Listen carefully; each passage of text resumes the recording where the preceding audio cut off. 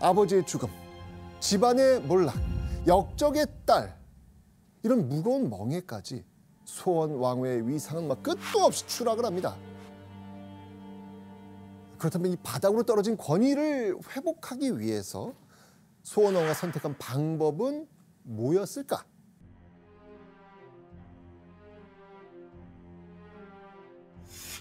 부지런하게 스스로 계칙하니 진실로 왕비의 법도에 맞다. 계칙은 스스로 경계하며 삼간다는 뜻이에요.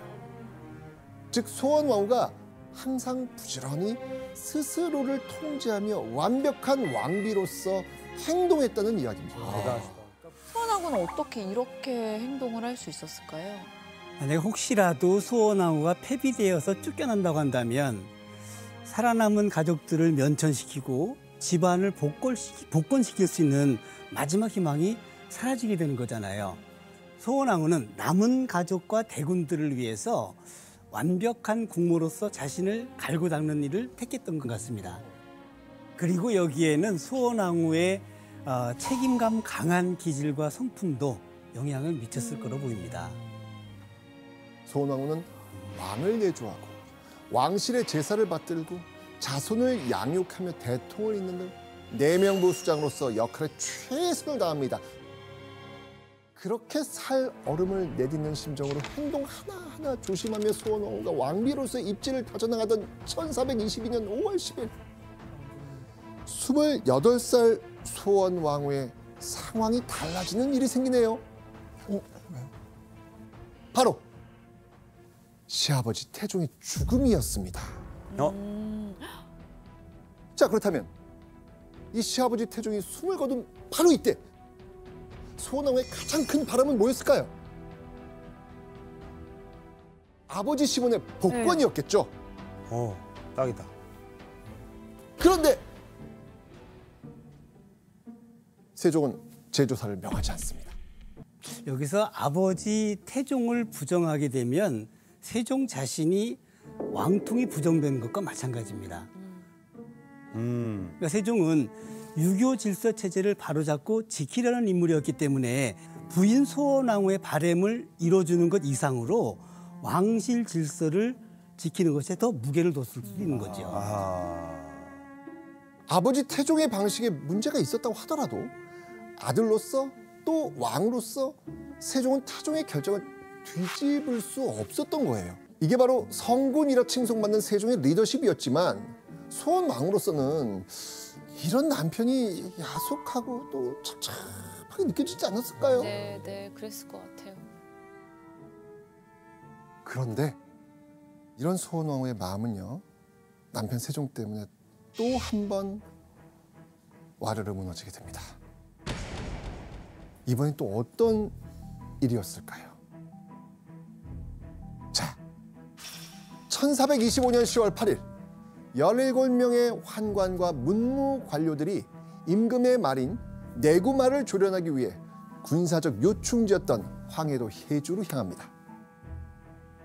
그런데 이들이 임금의 말에 기생을 태우고 마음대로 돌아다녔다는 사실이 밝혀집니다. 이 사실을 알게 된 세종은 이들에게 곤장형을 내리고 직첩을 거둔 뒤 군역까지 지게 합니다. 죄를 저질렀으니 벌을 내리는 게 맞죠. 그런데 이런 세종의 행동엔 문제가 하나 있었어요. 죄를 지은 17명 중 환관 유실과 윤길 단 2명만 처벌했다는 겁니다. 소용홍 씨. 소용홍 씨는 세종의 눈에 띄어 후궁이 된 천민 출신의 궁녀입니다. 그런데 소용홍 씨의 오빠가 환관 유실과 윤길이 천민인 자신을 무시했다면서 앙심을 품고 세종에게 일러 바친 거예요. 그러니까 세종은 자신이 총애하던 이 후궁을 위해서 그 두 사람만 콕 집어서 벌을 내렸던 겁니다. 이런 행동은 사실 원칙주의자 세종에게서 그동안 찾아볼 수 없는 모습이거든요. 맞지 않죠. 그리고 바로 이 지점에서 소원 왕후의 마음은 무너져 내렸을 겁니다. 세종이 소용 홍씨를 살뜰히 챙기며 푹 빠져 있을 무렵 31살의 소원 왕후는 5번째 아들 광평대군을 임신 중이었어요. 게다가 세종이 곁에 둔 여인은요, 소용 홍씨만이 아니었습니다. 갑자기 엄청 많아졌네요. 명단에 적힌 9명 모두가 세종의 후궁들입니다. 왕의 승은을 입고 첩제를 받은 후궁은 정 1품부터 종 4품에 속합니다. 심지어 세종이 품은 여인은요, 이런 후궁 말고도 또 있었습니다.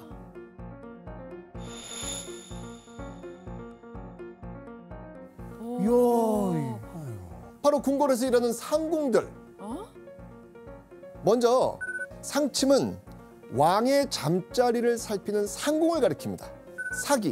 사기는 왕의 처소인 대전의 문서를 관리하는 상궁입니다. 상식은 왕의 수라를 챙기는 지밀상궁입니다. 마지막으로 전차는 왕의 책 심부름을 하는 상궁입니다. 그런데 여기엔 흥미로운 사실이 하나 숨어 있습니다. 보통 조선의 왕들은 자신을 가까이에서 오랫동안 보필해온 상궁과는 잘 동침하지 않는다는 겁니다. 맞아요. 궁궐이 이 원활하게 돌아가는데 꼭 필요한 존재였기 때문에 승은을 내려가지고 그 자리에 공백이 생기는 걸 막고자 했던 겁니다. 자, 하지만 세종은 다른 왕들과 다르게 이런 상황을 크게 개의치 않습니다. 그러니까 세종은 궁궐을 거닐다가 눈에 들어오는 여인이 이렇게 딱 생기면 뭐 상궁이든 뭐 궁녀든 뭐 아랑곳하지 않고 승은을 내렸던 거예요. 야, 세종. 자, 이렇게 소원 왕후의 세 번째 한, 바로 남편 세종의 여성 편력이었습니다. 소원 왕후만을 향하던 남편 세종의 사랑을 이젠 수많은 여인과 함께 나눠야 했던 것이죠. 사실 이러지 않았던 세종이 갑자기 왜 이렇게 바뀐 거예요? 그래서 세종은 그 아버지 태종의 3년상이 끝난 뒤부터 본격적으로 여인들에게 눈길을 주기 시작합니다. 그러니까 그 이전까지 세종은 여자 문제로 아버지 속을 썩였던 형 양녕대군을 떠올리면서 태종의 눈치를 봤던 것 같습니다. 그래서 태종이 사망하고 난 뒤에 그동안 억눌려져 있었던 본심을 펼치셨군요. 세종의 여성 편력이 확 드러난 게 아닌가 그런 생각이 듭니다. 비닝을 예로 접대하고 아래로 궁인이 미치기까지 어루만지고 사랑하여 아이고야. 은혜를 가하지 않음이 없으며 서출의 자식 보기를 모두 소생 아들과 같이 하였다. 그러니까 소원 왕후는 연적이라고 할 수 있는 여인들을 모두 아끼고 받아들인 거예요. 심지어 첩들이 낳은 자식들까지도 자신의 아이처럼 생각하며 챙긴 겁니다. 이런 소원 왕후의 그 남다른 그릇에 후궁들은요, 소원 왕후를 존경하며 따랐다고 합니다. 소원 왕후는 아내로서의 슬픔은 오롯이 홀로 삼켜내고 중전으로서 정말 정성껏 내명부를 이끌었던 거예요.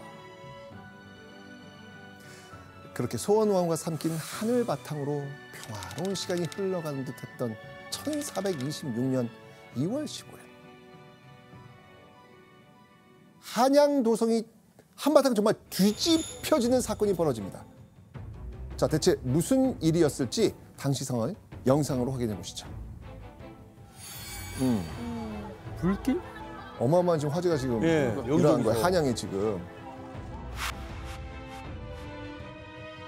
중부 장통방 민가 처녀체가 불길에 휩쓸려 사상자가 속출하고 있다 하오니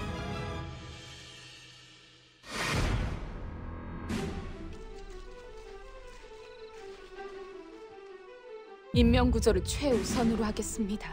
예, 마마.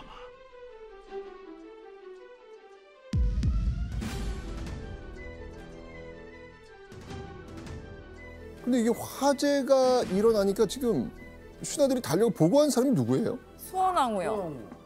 맞습니다. 앞장서서 이 화재 진압 명령을 내려야 될 세종이 군사훈련을 위한 수렵 활동으로 이때 강원도에 있었던 겁니다. 당시 왕비가 대신들에게 직접적으로 명령을 내리는 일은 거의 없었거든요. 종종 내관을 통해서 자신의 의견을 표명하는 정도에서 그쳤지 이렇게 명령을 내리는 왕비는 없었던 걸로 제가 알고 있어요. 이거는 당시에 세종이 자신의 명령권을 소원왕후에게 일임했기 때문에 가능한 일이지 않았을까 생각해요. 자신을 대신해 중책을 맡길 정도로 세종은 소원왕후에게 무한 신뢰를 보낸 겁니다. 와. 이런 상황에서 조선의 왕비인 소원왕후가 화재 보고를 들은 즉시 순발력 있게 화재에 대응을 했던 거예요. 그러니까 재난 상황에서 무슨 역할을 한 거예요? 컨트롤 타워 역할을 했던 거죠. 그죠? 그리고 이때 소원왕후가 조선에서 굉장히 중요한 이걸 지켜냅니다. 바로 종묘였어요. 종묘.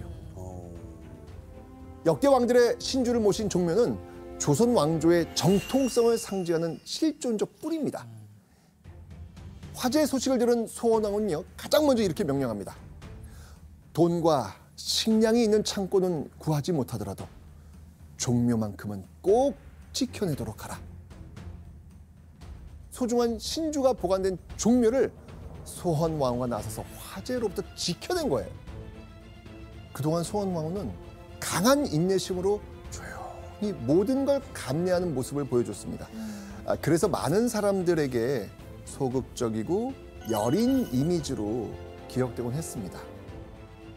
하지만 국왕의 부재 상태에서 큰일이 닥친 순간 이 소원왕후는 나라의 위기를 수습해낸 진정한 국모이자 조선의 여성 리더였던 것이죠. 남편 세종에게 든든한 국정 파트너가 되어준 소원왕후. 소원왕후가 감내해온 슬픔을 자양분 삼아 성군의 길로 들어선 세종은요, 소원왕후를 단순히 왕의 아내로만 보지 않습니다. 세종은 아내 소원왕후를 이렇게 대했다고 합니다. 왕후가 나아오고 물러갈 때 전하께서 반드시 일어서시니 그 공경하고 예로 대하심이 이와 같았다. 그러니까 보통 자신보다 높은 지위의 사람을 맞이하고 배웅할 때 일어서곤 합니다. 세종은 왕비인 소원왕후를 향한 공경의 마음을 지금 행동으로 보여준 거예요. 그렇죠. 왕조 국가 조선에서 지존인 국왕이 누군가 들고 날 때 일어선다는 것은 정말 흔치 않은 일인 겁니다. 그러니까 세종은 자신의 아버지로 인해서 힘겨운 시간을 보내야 했던 소원왕후를 애틋하게 생각하면서 동시에 항상 자신을 이해해주는 소원왕후에게 동등한 동료의식을 가졌던 것 같습니다. 세종은 평소에 나는 중궁의 말한 바를 항상 옳게 여긴다라고 말을 했거든요. 세종이 이렇게 굳게 믿고 대우해 주니까 소원왕후 역시 국모로서 국왕을 적극적으로 도우려고 했던 것 같습니다. 자, 그렇게 도성 대화재 사건으로부터 약 3개월 뒤 소원왕후가 조금이나마 마음의 짐을 덜 수 있는 일이 생깁니다. 공비 전하는 바야흐로 국모가 되었는데도 어머니 한 씨의 몸은 관천이 되어 있으니 쉼이 옳지 못합니다. 그러니까 국모의 어머니가 아직도 노비인 것은 옳지 못하다며 조정 신료들이 먼저 소원왕후의 친정 어머니와 동생들의 면천을 제안을 했던 거예요. 아이고. 이때 남편 세종 흔쾌히 신하들의 제안을 받아들입니다. 돌아가신 아버지는 어쩔 수 없다고 해도 소원왕후가 기나긴 인고의 시간 끝에 드디어 스스로의 힘으로 가족들을 구해낸 거예요. 그런데요, 왜요 또? 1436년 42살의 소원왕후에게 다시 억장이 무너질 만한 사건이 벌어지네요. 아이고. 봉씨가 궁녀 소쌍이라는 사람을 사랑하여 궁인들이 서로 수군거리기를 빈께서 소상과 항상 잠자리와 거처를 같이 한다 라고 하였다. 소원왕후의 며느리이자 세자빈인 순빈 봉씨가 전무후무한 왕실 동성애 스캔들을 터뜨린 겁니다. 그런데 사실 이 며느리 순빈 봉씨가 일으킨 소동이 이번이 처음이 아니에요. 소원왕후와 세종은 7년 전 며느리 순빈 봉씨를 궁궐에 들이면서 잘 가르치고 싶은 마음을 담아 열려전이라는 책을 선물로 줍니다. 그런데 순빈 봉씨가 시부모님이 준 열려전을 뜰에 내던져 버린 거예요.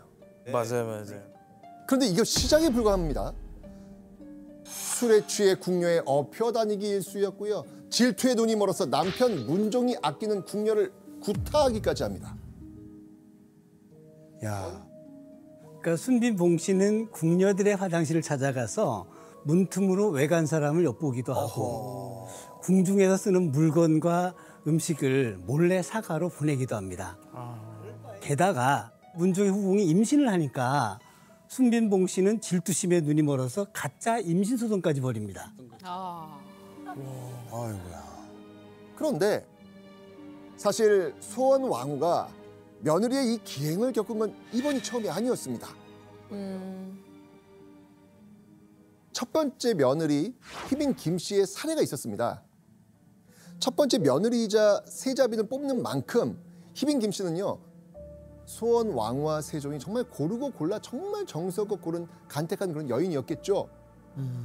그런데 아들 문종이 그 희빈 김씨에게 관심을 주질 않는 거예요. 그렇게 2년이 넘도록 후사를 보지 못한 희빈 김씨는 결국 남편인 세자 문종의 사랑을 얻기 위해서 주술을 쓰다가 들키고 말아요. 결국 세종은 소원왕후와 상의 끝에 며느리 희빈 김씨를 배출시킵니다. 그리고 소원왕후와 세종 부부는 약 3개월 만에 서둘러 두 번째 세자빈을 간택하죠. 바로 앞서 얘기한 왕실의 무법자 순빈 봉씨였던 겁니다. 하지만 대실패. 두 번째 며느리 순빈 봉씨가 더한 기행으로 이 소원왕후와 세종을 놀래킨 거예요. 하지만 두 번째 세자빈마저 쫓아낼 수 없었던 소원왕후는 바닥부터 끌어모은 그 인내심으로 무려 7년 동안 순빈 봉씨를 타이르고 또 타이릅니다. 와, 이건 뭐 진짜. 하지만 이게 유교 국가의 정립을 추구하던 세종에게 이게 순빈 봉씨 동성애 스캔들. 이거는 더 이상 참을 수 없는 아주 심각한 문제였던 거예요. 아유. 결국 1436년 10월 두 번째 세자빈인 순빈 봉씨도 퇴출시켜버립니다. 그런데요, 이 소원왕후의 골치를 아프게 한 며느리는요, 장남 문종의 아내들만이 아니었습니다. 임영대군의 아내 남씨는 나이가 12세가 넘었는데 아직 오줌을 싸고 안정이 바르지 못하여 혀가 심이 짧고 행동이 놀라고 미친 듯한 모습이 있었다. 임영대군은 소원왕후와 세종사에서 태어난 네 번째 아들이에요. 그런데 임영대군과 결혼한 아내 남씨가 12살이 넘었는데도 아직 오줌 싸고 눈동자가 바르지 못하고 혀가 심이 짧고 미친 듯한 모습을 보인다는 거잖아요. 결국 세종은 임영대군을 이혼시킵니다. 그리고 약 반년 뒤 소원왕후와 세종은 새로운 며느리감을 찾아 임영대군을 재혼시킵니다. 임영대군이 14살에 두 번이나 장가를 간 거예요. 와, 14살. 그런데 어린 나이에 반복된 이혼과 결혼 때문이었을까요? 이 사남 임영대군이 엇나가네.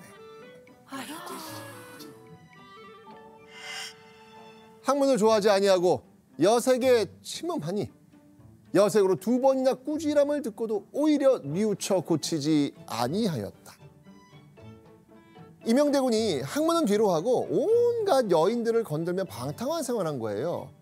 기방을 드나들며 첩을 들이는 것은 물론이고 궁궐에서 일하는 노비 신분의 여자들도 그냥 스쳐 지나간 법이 없네요. 며느리의 기행과 아들의 비행이었습니다. 며느리까지. 가지 많은 나무에 바람 잘 날 없다라는 말 있잖아요. 그죠? 소원 왕후의 아들들이 장성하고 또 결혼을 하면서 온갖 문제가 터져 나오는 거예요.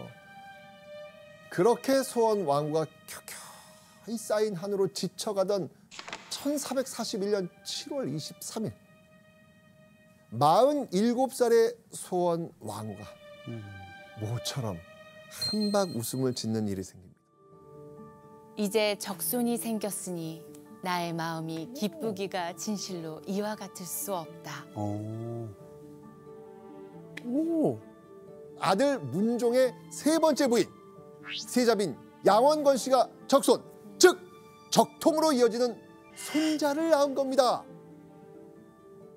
이제 소원 왕후는 마음의 짐을 내려놓고 자라나는 손주의 재롱을 지켜보려고 하지 않았을까요? 그런데 불과 3년 뒤인 1444년 11월 50살의 소원 왕후에게 느닷없는 불행이 닥칩니다. 바로 소원 왕후의 친정 어머니 안 씨가 사망한 거예요. 게다가 엎친 데 덮친 격으로 소원 왕후의 불행이 계속돼요. 친정 어머니 안 씨가 죽고 약 2주 뒤 소원 왕후의 5번째 아들 광평대군이 천연두로 세상을 떠나고 만 거예요. 그리고 또 한 달 뒤 7번째 아들 평원대군마저 천연두의 목숨을 빼앗긴 겁니다. 연달아 계속된 가족의 죽음에 더 이상 삶을 이어갈 의지를 잃고 만 걸까요? 몸도 마음도 무너진 소원 왕후는 결국 병석에 눕고 맙니다. 아내 소원 왕후를 어떻게든 살리고 싶었던 세종은 남아있는 아들들과 사당과 불당을 오가며 기도하고 또 기도합니다. 그리고 이때 세자 문종과 대군들은요 어머니를 향한 간절한 마음으로 특별한 의식까지 벌이게 돼요. 세자가 팔을 불에 태우고 여러 대군과 내수들도 다투어 서로 팔을 불에 태웠다. 세자 문종과 대군들이 자신의 팔을 불태우는 것은요 불교에서 말하는 고행의 한 방식입니다. 그러니까 세자 문종을 비롯한 소원 왕후의 아들들이 생사를 불로 지지면서 어머니를 살리고 싶은 절실한 마음을 담아 기도를 한 거예요. 하지만 아들들의 이런 지극정성에도 1446년 3월 24일 소원 왕후는 호련히 세상을 떠납니다. 52세의 나이로 소원 왕후가 한 많은 삶의 마침표를 찍은 겁니다.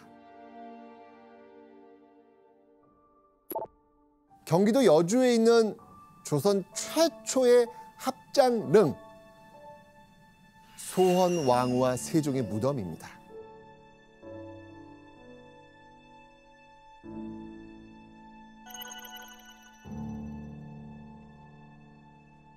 세종은요 아내 소원 왕후의 무덤을 만들면서 그 안에 미리 자신의 자리까지 만들어뒀어요. 살아있는 왕이 왕비의 무덤에 자신이 안치될 자리를 미리 만들어 놓는 건 조선 역사상 세종이 유일했다고 합니다. 후궁을 열어두었던 세종이지만 죽어서도 함께할 반려는 오직 소원 왕후뿐이었던 것이죠.